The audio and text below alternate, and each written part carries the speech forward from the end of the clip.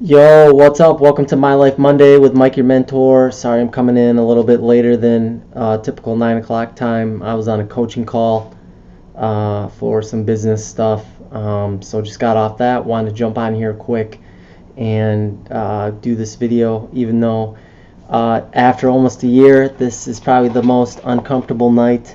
Talking about myself in this aspect and kind of what's going on.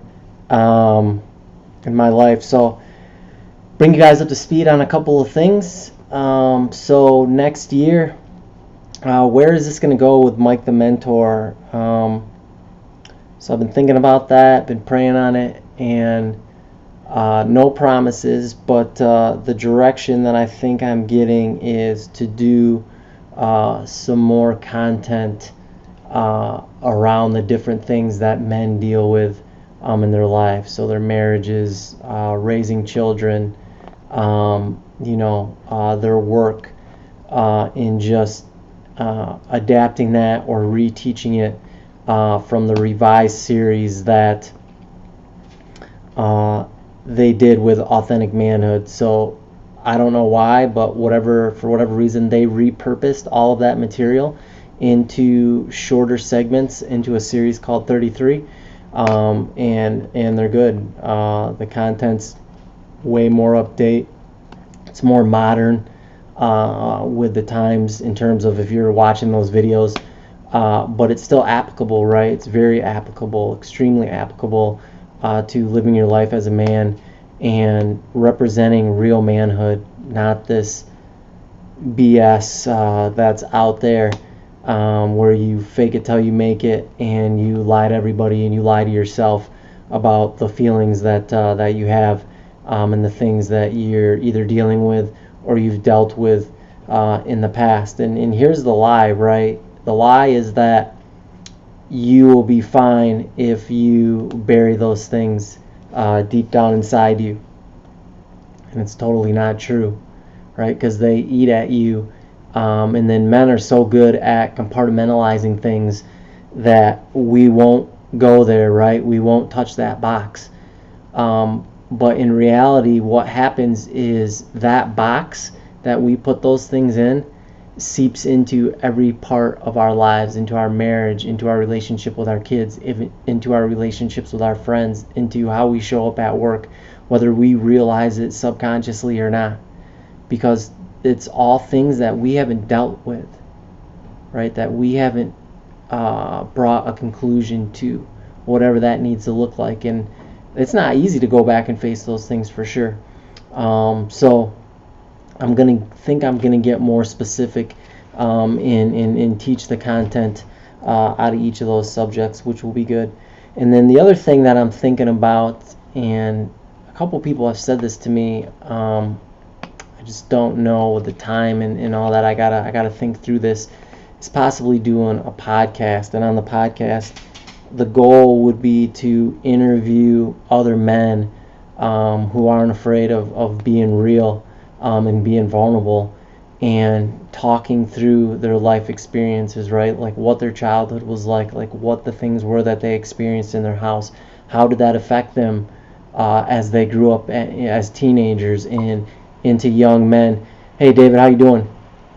Thanks for being here. And then, how did they take those wounds that they may be experienced, and have they not touched them? Have they decided to touch them and deal with them and heal those things? And what does their life look like now? And just really just have this a really safe and deep conversation, but maybe on a more public forum such as a podcast. So those are the things that I'm thinking about.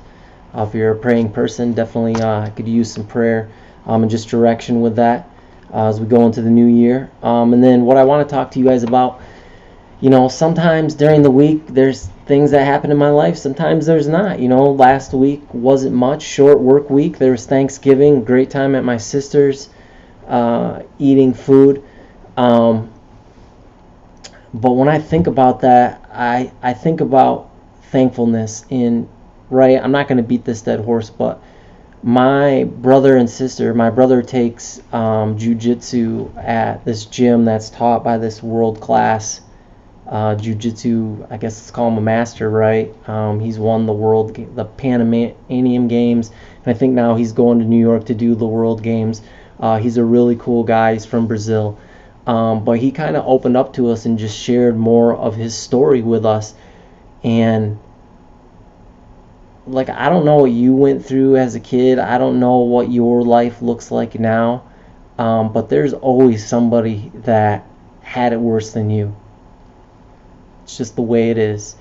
And this dude, I mean, he had a pretty rough life. You know, what's up, Keith? How you doing, bro? He basically grew up in the barrio of Brazil. I mean, like fighting, like bare knuckle fighting, and just this incredible journey, and him getting into jiu-jitsu at a young age to become a better fighter, and then how that taught him discipline, and he was able to use that and get himself out of the barrio. And he told us a story about how there was a local gym and they were training guys, and the guy who ran the gym just wouldn't train anybody. You had to prove to him that you were serious and that you were determined, and he had to make some really tough decisions in order to show this guy that he was serious about it. And then that just goes to show the power of, right, what I talk about all the time, of getting a mentor in your life, someone to come alongside of you and to help you grow. And this guy entered his life and helped him, really propelled him into the fighter that he is today. And he is able to get out of there and travel the world and fight in all these tournaments all around the world. And now he runs this gym out here for this. It's an interesting story. This rich guy wanted to get better at jiu-jitsu, so he built this private gym for himself and hired this guy to come out here and teach him. And then when he came out here and taught him, they got to talking, and they opened it up to more than just this guy. So he's doing that on the side while he's training for his fights, and now he's trying to become the world champ. And he's this close. He's taken second a couple of times, and now he's going to get first place in his weight class. So that was an interesting piece. Another interesting piece from my life this week is, like, I love movies. I don't love all movies. Let me be more specific. I love documentaries, good documentaries, and I love good drama or thriller movies. And two movies that I would recommend that are worth your time. The first one is in the theaters right now. It's the movie Midway, I think is what the title is. And the plot, right, is it goes over when America was bombed at Pearl Harbor, and then their reaction to that, and then leading up to the events that led up to the Battle of Midway. And it was good, really good story. I'm not huge into that type of history, so I don't know how accurate the movie was. But what was really cool about those kind of movies, and about this movie especially, is that at the end, the director, the producer, or whoever's in charge of that, paid homage to these real people in the movie, right? And really honored them for the service that they gave to this country. And it talked about what each one of them did, and had a little snippet of their importance after that battle. And I'm always deeply touched by those things, because the world is getting away from honor. It's getting away from what that really looks like. And a perfect example is, like, when I was growing up, it was honorable to say please and thank you. It was honorable to hold the door open for another person. What up, Charles? It was honorable to help people, right? And that's shifted, right? That honor has been lost. Now it's, if you go to help somebody, it's like, it's a perception of they're weak and they can't do it themselves, rather than you're just doing it out of the goodness of your heart because that's the right thing to do. Or, I probably get in what I do 400 to 600 emails a day. And I see all these conversations. And I can't tell you how little please and thank you is used in these conversations. And it's not just because people are trying to get straight to the point. Like, I'm seeing like heated conversations, and people sometimes wonder how I'm able to get the favors that I get, or have people drop things immediately to do things for me. And really it's just because I honor them and I have common courtesy, and I use please, and I thank them for taking their time to stop doing whatever it is that they were doing and do those things for me. And it just blows my mind like how very little that is. And maybe that's just my own experience in this bubble that I live in every day, but I would be willing to bet that it's not. So the second movie that I watched this week, that I saw a bunch of people in some groups that I'm in talking about how good this movie was, and that's The Irishman, which is on Netflix. And forewarning, like, so this movie's like drama slash thriller. It's about the life of Jimmy Hoffa, who was the head of the Teamsters Union, and the role that he played, and then the kind of the these characters on the outside of that, or that were intertwined with that, the mafia and stuff like that. Once again, don't know if this was true to life, but I know that it's based on a book, so it was a great story, once again. But there's a lot of, if you're sensitive to killing, there's a lot of killing in this because it's a mafia movie, and sometimes it's a little gruesome. But other than that, it was good story, and it's about this guy who starts off driving truck for one of the mob bosses, and he slowly works his way into being pretty much a mob assassin, and then his interactions with being one of Jimmy Hoffa's right-hand man or protectors, or I don't know what the technical term would be for this, and then the decisions that he has to make right as the movie goes on. In the Martin Scorsese, the producer, did a great job of showing the tension between that, right? This friendship that is built up, and then the tension that starts to come. And it was a really, really well done movie from that aspect. And then the family dynamic, because this guy has a family, right? He has kids, and here he is. He's trying to be the best dad that he can be to these daughters that he has, and then his relationships with them.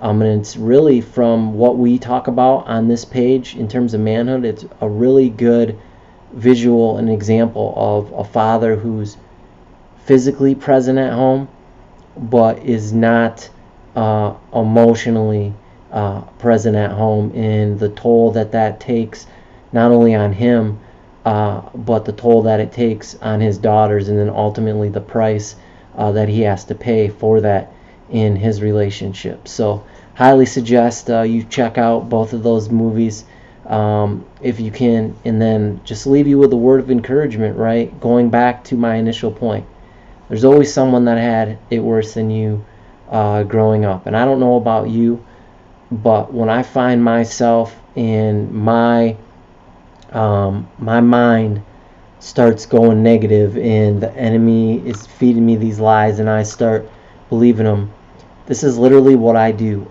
I will get up from wherever I'm at, and I will go for a walk. And when I'm walking, I will be thankful for literally everything that I can think of. I will be thankful for, that I can see. I'll be thankful that I can hear. I'll be thankful that I can taste, that I can smell, that I can wiggle my fingers, right? That I can make a fist, that I could move my wrist, that I can move my elbows, my shoulders, right? It's putting it all in perspective for yourself, and really what it does for you is it brings to the forefront of your mind everything that you really do have, instead of focusing on maybe what you don't have. Just talking to my kids about, they have no idea, because they've never been anywhere else, another country, how fortunate we are to be able to go over to the sink, turn a knob, and pretty much an abundant stream of water comes out of that. And we take that for granted every single day. We don't have to think about it because we're fortunate to live where we do. So take that for what it's worth. I appreciate you guys being here. Appreciate the guys that or the people that are reaching out behind the scenes and really being courageous and saying, hey, I have this thing, and I need to talk to somebody about it. And really taking that stance to be the man that they know their family needs, that they know the husband they know their wife needs, the father they know their kids need, and dealing with these things and being willing to face them head on, and the breakthroughs that are coming through because of that. And I ain't gonna BS you, it ain't easy. It's freaking hard as heck, and it's super emotional at times. But the freedom that you experience on the other side of bringing those things to the light doesn't compare. There's nothing that I've experienced in my life that can compare with that. I wish I could give you some context, but until you have actually been through that and you actually do that for yourself, then you don't know what you don't know, right? I can only come on here and encourage you. So I appreciate everybody who shares these videos, who likes them, who comments them, and helps get the word out, because this is really making a difference in a lot of people's lives, right? We only see myself on here, right, the front of the stage. No one gets to see what really goes on behind the scenes, because that's private stuff, right, with people who are dealing with real things, and we need to respect that because that's honorable. But if you're on the sideline and God's speaking to you about these things and He wants you to experience freedom from that, my prayer for you would be that, one, He would bring someone into your life that you can trust and that you can share these things with, or two, if you already have someone in your life, that you would have the courage to step forward and to have a talk about those things and experience the freedom that comes from that. So it's late. I appreciate you guys once again. I love you. We'll see you back here tomorrow for Tuesday Thoughts. Have a good night.